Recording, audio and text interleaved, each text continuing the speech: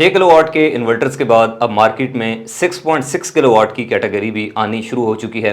ऐसे में नॉक्स ने लॉन्च किया है अपना 6.6 किलोवाट का जेनॉन 12066 मॉडल। अगर आप अपने घर के 2 से 3 एसी, लाइटें, पंखे, फ्रिज, वॉशिंग मशीन, इस्त्री, ये सारी चीज़ें चलाना चाहते हैं तो फिर आप इस इन्वर्टर को ज़रूर ट्राई कर सकते हैं। जब आप 3 एसी चलाएंगे तो उस वक्त कोशिश करें कि आप बाकी सारी चीज़ें जो है वो मैनेज कर लें, बड़े हैवी लोड्स को जो है वो बंद कर लें। वैसे ये इन्वर्टर आपका 2 एसी और इसके साथ बाकी जो लोड है, जैसा कि नॉर्मली आपको पता है कि घरों में एवरेज एक घर के अंदर 4 से 5 पंखे चल रहे होते हैं, 1-2 फ्रिज होते हैं, इसके अलावा वॉशिंग मशीन कभी कभी चलती है, मोटर दिन में एक बार ऑन होती है, इस्त्री जो है वो 15-20 मिनट के लिए या 1 घंटे के लिए बाद औक़ात ऑन होती है। तो इस सारे लोड के साथ अगर आप 2 एसी भी चलाना चाहते हैं तो फिर नॉक्स का ये 6.6 किलोवाट का इन्वर्टर आपके लिए एक बजट फ्रेंडली ऑप्शन हो सकता है। इसके अंदर वो तमाम फीचर्स मौजूद हैं जो किसी भी IP66 इन्वर्टर के अंदर मौजूद होने चाहिए।